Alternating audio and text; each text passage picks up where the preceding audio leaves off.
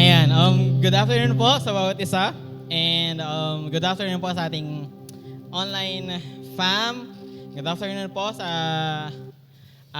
nagbabalik na kasama po natin kay Ate Joy. Good afternoon po sa bawat isa. Okay. Now, ayan po, no? The pressure is real. Okay. Nandun pa rin po tayo sa ating series na Sent, Delivered, and Seen. Yan. No, November series po natin, Sent, Delivered, and Seen. And it's about giving, no? Giving from the Lord to us. Okay? And last Saturday, napag-usapan po natin yung pag-ibig ng Diyos. God's lavish. Okay? Na-share po ni Pastor Jigar. And ngayon po, buksan po natin ang ating Bible and ating verse po sa Ephesians chapter 2 verses 8 to 10, Amplified version.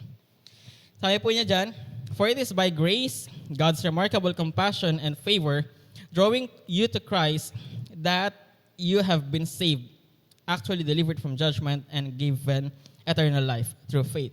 And this salvation is not from not of yourselves, not through your own effort, but it is the undeserved gracious gift of God, not as a result of your works, nor your attempts to keep the law, so that no one will be able to boast or take credit in any way for his salvation." Verse 10, "For we are his workmanship, his own masterwork, a work of art, created in Christ Jesus, reborn from above, spiritually transformed, renewed, ready to be used for good works, which God prepared for us beforehand, taking paths which he set, so that we would walk in them, living the good life, which he prearranged and made ready for us." Tayo po muna yumukot manalangin.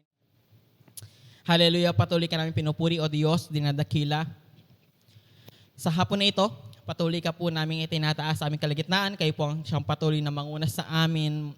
Kumilos, Panginoon, sa aming pagtitipon, lalo na po sa aming pagkikinig at pagbubulay ng mga salita sa hapon na ito, O Diyos. Kayo ang siyang may taas, maparangalan sa mga salita po ninyo na aming pagbubulay-bulayan ngayon, Panginoon, at gamitin niyo lamang nga ako bilang iyong instrumento, Panginoon, bilang iyong mensahero sa hapon na ito, at maging malinaw sa amin ang mga salita po ninyo, Panginoon, sa hapon na ito, O Diyos.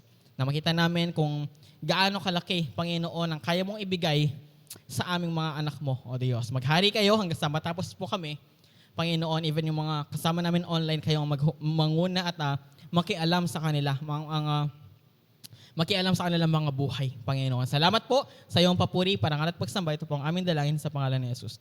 Amen. Amen. Okay. So, ayan. No, Sent, Delivered, Seen. And Ephesians chapter 2 verses 8 to 10. Amplified po yung binasa natin. And yung topic ko po ngayon is about grace.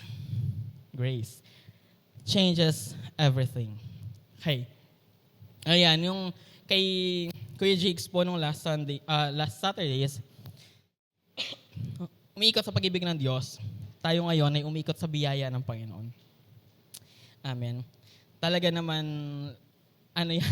kinuha ko siya doon sa song, as Sir Ronel. Ayan, kinuha ko siya doon sa song, "Grace changes everything." Which is, totoo naman. No, yung biyaya ng Panginoon talaga ay nagbabago. Ay, yung biyaya na yan, nagbabago po. Okay, so sa ating verse po, no, dito, tinutukoy po dito yung biyaya ng Diyos na nagbabago po sa atin. No? Ang biyaya po dito na tinutukoy ay doon sa Ephesians, balik po natin verse 8. Sabi niya doon, "For it's by grace, God's remarkable compassion and favor drawing you to Christ, that you have been saved." Dito po, tinutukoy dito, yung biyaya ng Panginoon na nagligtas po sa atin. No? By faith, grace by faith. By grace, through faith. For it's by grace, through faith. No po, na tayo ay naligtas. No po? So dito, makikita natin dito yung Um,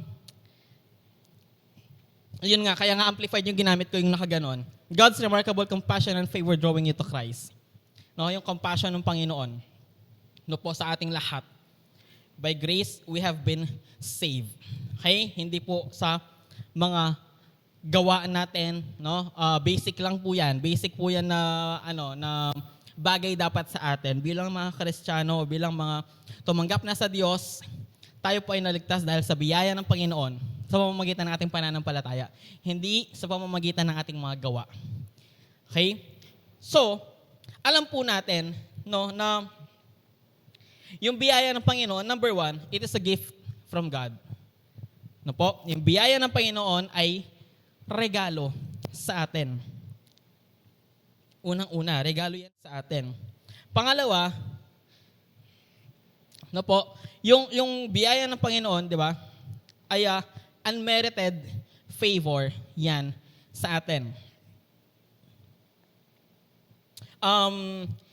Undeserved, no? Undeserved or unmerited favor po yan sa atin. Sa Romans 3:24, sabi po niyan, amplified din, and are being justified, declared free of the guilt of sin, made acceptable to God, and granted eternal life as a gift by His precious, undeserved grace, through the redemption, the payment for our sin, which is provided in Christ Jesus.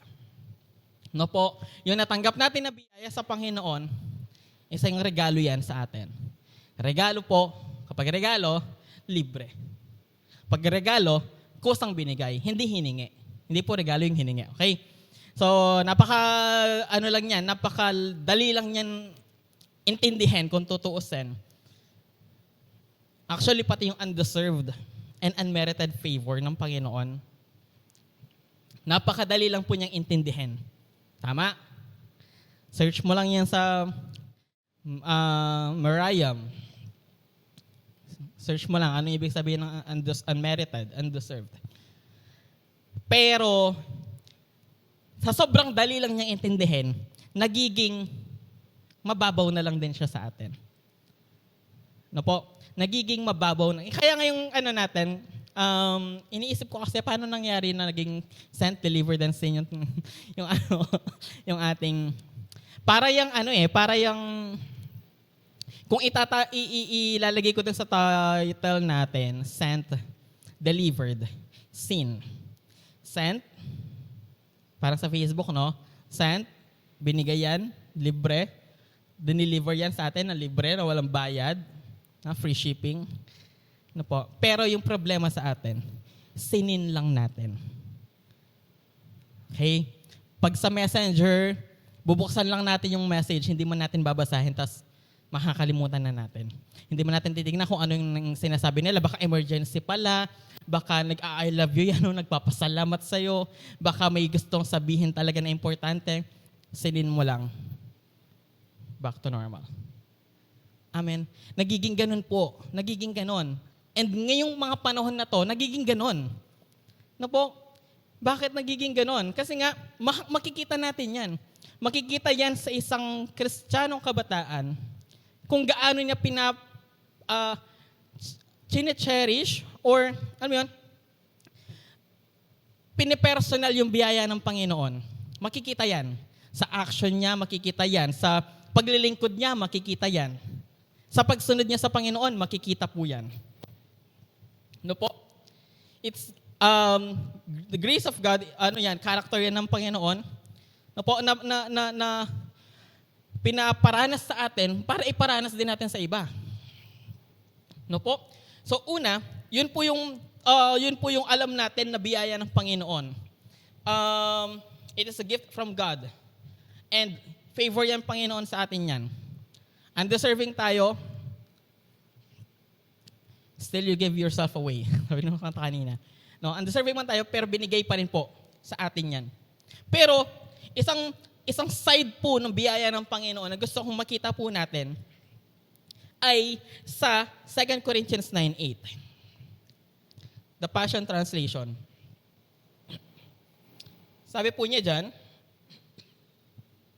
sa 2 Corinthians 9:8, sabi po na, yes, God is more than ready to overwhelm you with every form of grace, so that you will have more than enough of everything, every moment, and in every way. He will make you overflow with abundance in every good thing you do. God is more than ready to overwhelm you with every form of grace. No po?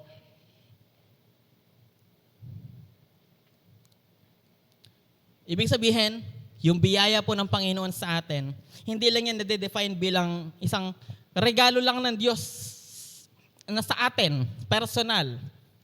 No po? Ito yung nade-define din dahil sa biyaya ng Panginoon, nagagawa po natin yung mga bagay na to. Dahil sa biyaya ng Panginoon, nakikilos natin yung mga bagay na to. Dahil sa biyaya ng Panginoon, na-extend po natin yung biyaya na yun na meron sa atin sa ibang tao. Nagbabago po tayo. Nagbabago po yung pagkilos natin, nagbabago yung pananaw natin, nagbabago yung pakikitungo natin, nagbabago yung pag-iisip natin dahil sa biyaya ng Diyos. Pero huwag niyo po masamain, hindi po ito patungkol lang sa biyaya ng Panginoon. Sabi ko nga nung una, sa pag-ibig ng Diyos.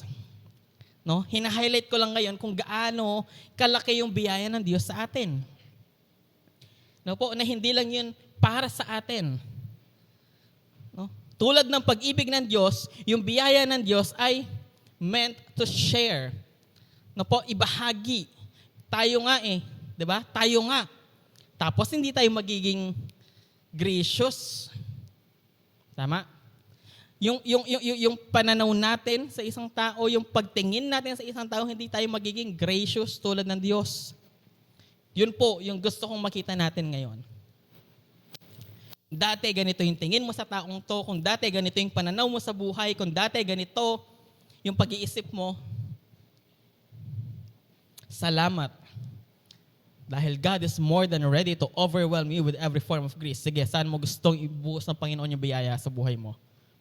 Saan mo kailangan yung biyaya ng Panginoon sa buhay mo? For sure, kung ikaw ay mananampalataya, kung ikaw ay naniniwala, nagtitiwala sa Panginoon, lagi niyang binubuhos. Overwhelming nga no? Sa lahat ng bagay, sa lahat ng pagkakataon, sa lahat ng panahon. Sa lahat ng ginagawa natin, binubuhos ng Panginoon yung biyaya po niya sa atin. Sana po, mas ma-appreciate po natin yung biyaya ng Diyos sa atin.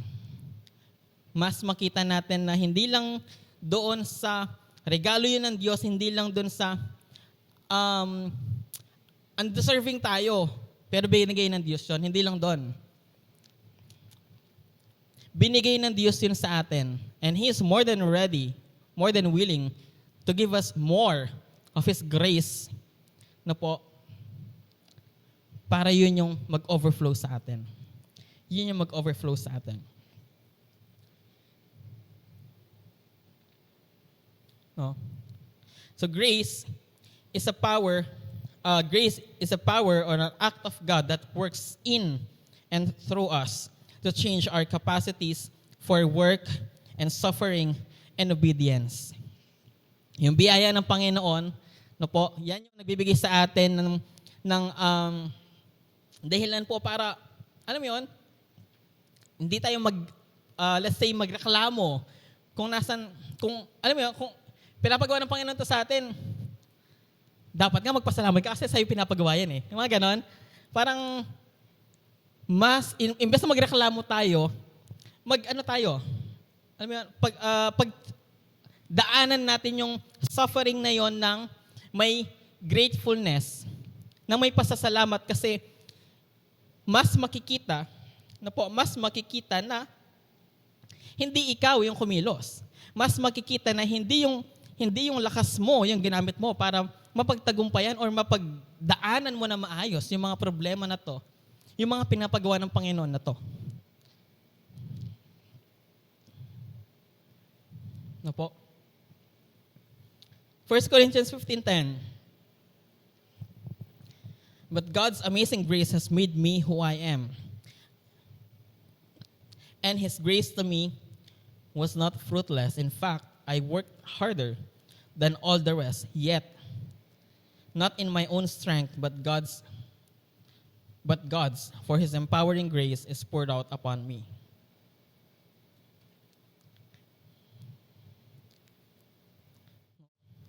Regalo ng Diyos yun sa atin, no po, hindi man tayo deserving, no po, and ito pangatlo, di ba, yung sabi ko nga na it's the power of God, no, or character ng Panginoon yon na kumikilos po sa atin para mag-iba yung paningin natin sa isang bagay na ginagawa po natin para sa Panginoon or para sa tao.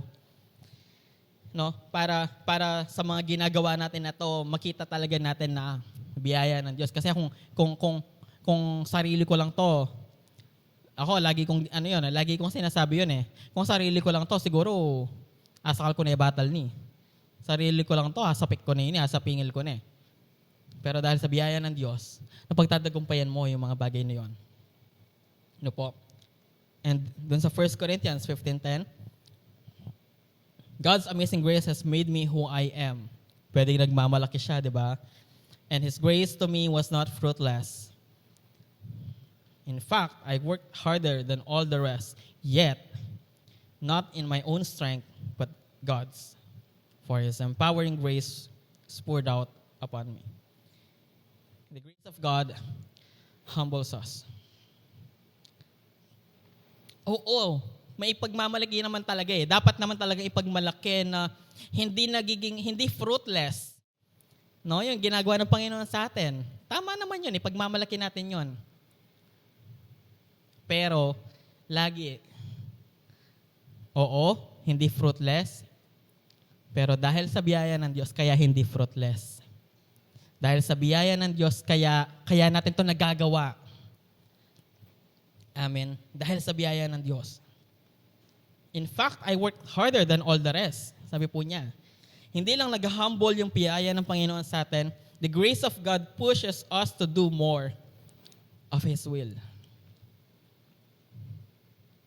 Parang, di ba? Parang hindi ka naman magsa-self-pity or hindi mo naman, alam yon, hindi mo siya iti-take as negative, pero dahil sa biyaya ng Diyos, no po, nagagawa natin yung kalooban niya sa buhay natin. Bakit? Minsan yung kalooban ng Diyos hindi po natin pinapansin.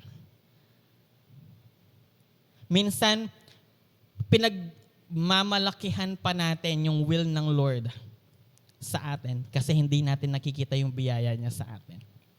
Hindi natin nakikita yung pag-ibig niya sa atin. Pero kung nakikita po natin yung pag-ibig ng Diyos sa atin at yung biyaya niya sa atin, tapos makikita mo, ito yung will ng Lord sa'yo, ay,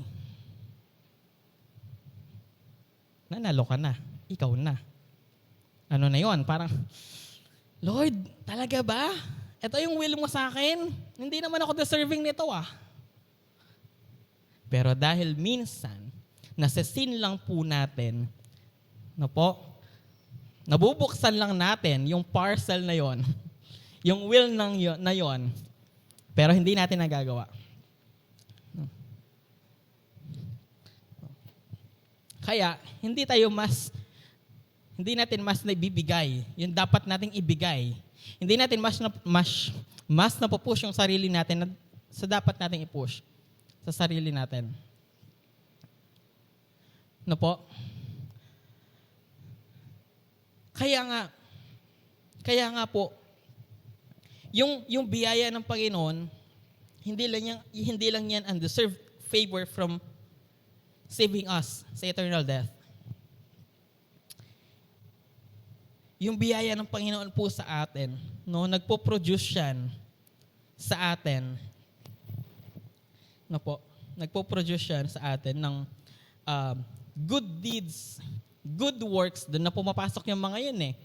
Nagpo-produce yan po sa atin ng mas mag-work hard tayo, no, para sa kingdom ng Lord. Mas mag-work hard tayo, maging better tayo para sa kingdom ng Lord. Dahil yan sa pag-ibig at biyaya ng Diyos sa atin. No? Pag-ibig at biyaya ng Diyos sa atin. Second to the last verse po, medyo mahaba to, Ephesians 4:1-7. Amplified. So I, the prisoner for the Lord, appeal to you to live a life worthy of the calling to which you have been called. That is, to live a life that exhibits godly character, moral courage, personal integrity, and mature behavior. A life that expresses gratitude to God for your salvation, with all humility, forsaking self-righteousness and gentleness, maintaining self-control and with patience, bearing with one another in unselfish love. Make every effort to keep the oneness of the Spirit in the bond of peace, each individual working together to make the whole successful. There is one body of believers and one Spirit, just as you were called to one hope when you called to salvation. One Lord, one faith, one baptism, one God and Father of us all, who is sovereign over all and working through all and living in all. Yet, ito lang naman talaga yung ano ko. Yet, God's undeserved favor was given to us. Given to each one of us, not indiscriminately, but in different ways, in proportion to the measure of Christ's richness, rich and abundant gift. Not indiscriminately, but in different ways. Biyaya ng Panginoon through kay Kuya Jigar, iba. Kay Ate Jabel, iba. Hindi yung ibang biyaya, pero in different way. Diba? Paano nakita yung biyaya ng Panginoon sa buhay ni Kuya Jigar? Tama? Paano makikita yung biyaya ng Panginoon sa buhay ko, sa buhay ng bawat isa sa atin? No po? Kaya yung biyaya ng Panginoon ay laking bagay kapag nakita natin, na-appreciate po natin. No? Napakalaking bagay nun. No? Yung biyaya ng Panginoon sa atin. Sabi ko nga, una yung biyaya ng Diyos, pangalawa, yung pananampalataya natin. By grace through faith. And doon pumapasok yung work. No? Yung work. Bakit doon pumapasok? Works are the evidence of faith, the effect of belief. And it is by God's grace that we believe. We don't work to be saved, but we do work because we are saved. Nag-exert tayo ng effort para mas makilala ang Panginoon. Nag-exert tayo ng effort para mas magawa yung will ng Panginoon dahil sa biyaya niya sa atin. Dahil naniniwala tayo ng biyaya na sa atin, na yung biyaya ng Panginoon, hindi man tayo deserving, binigay pa rin niya sa atin. Yun po yung paniniwala natin. God's grace, when it is unleashed in our heart, changes everything. His grace awakens the spiritually dead. The one's selfish heart is transformed. The one's greedy heart is willing to give. The one's rude heart is inspired to be kind. Grace changes everything.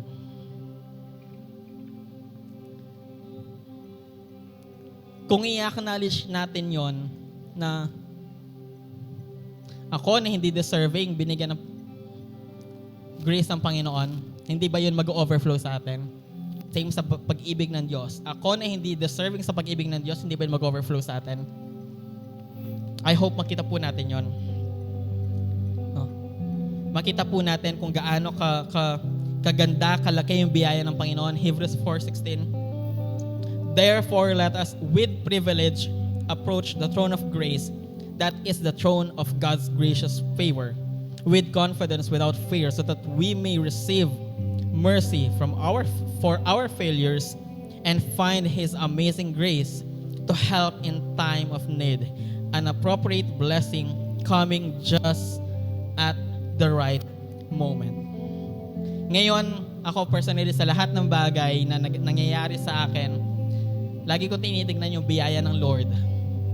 Nagiging vocal ako dun sa grace ng Panginoon sa akin buhay. Nagiging vocal ako dun sa pag-ibig ng Diyos. Na, oo nga no, sabi ko nga, lagi, magagalit na dapat ako eh. Magsasalita na dapat ako ng hindi maganda. Mananakit na dapat ako. Pero grabe Lord, alam mo yon, dahil nagiging vocal ako personally, nagiging constant reminder yun sa akin na Hindi dahil kaya kong pigilan yung sarili ko, kaya ko nagagawa yun. Kundi dahil sa biyaya ng Diyos, kaya napipigilan ko yung sarili ko. Kundi dahil sa biyaya ng Diyos, kaya imbes na ganito yung sasabihin ko sa taong to, ganito na lang yung sinabi ko sa kanya. Dahil sa biyaya ng Diyos, kaya imbes na ganito yung magiging reaction ko, naging ganito na lang. Kita po natin yon. Nakita po natin yung malaking difference kapag in-acknowledge natin na wala akong pakialam kung ang PhD ka, kung gaano ka man katalino, kung alam mo yung book by book ng Bible, kung hindi mo naman in-acknowledge na dahil sa biyaya at pag-ibig ng Diyos, kaya meron kang ganyan. Na dahil sa biyaya ng Panginoon, kaya ganito kalaki, kaganda yung trabaho mo. Ganito kaganda yung mga grado mo. Hindi dahil matalino ka. Doon, mas nakikita ang Panginoon. Doon, mas napapapurihan ng Panginoon. Sabi nga kanina ni Jem doon sa devotion, sa kilos natin, sa pagkikitungo natin sa ibang tao, doon mas nakikilala sana ang Panginoon eh. Tanong natin sa sarili natin yan. Application, realization po natin yan. Nakikilala ba ang Panginoon sa akin? Sa kilos ko, sa gawa ko, pagkikitungo ko, sa pananaw ko sa buhay. Nakikita ba yung pagkilos ng Panginoon? Yung pag-ibig at biyaya ng Panginoon sa akin? Yung biyaya pa ng Panginoon sa akin, hindi lang ba nag-stop sa akin lang? Lumalabas ba yan? Nag-overflow ba yan? Nakikita ba nila na ang Diyos ay mabiyaya sa ating lahat?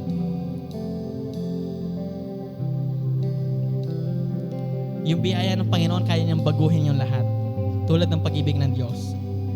Kaya pong baguhin ang lahat. Tayo po tumayo at mag-pray sa oras na ito.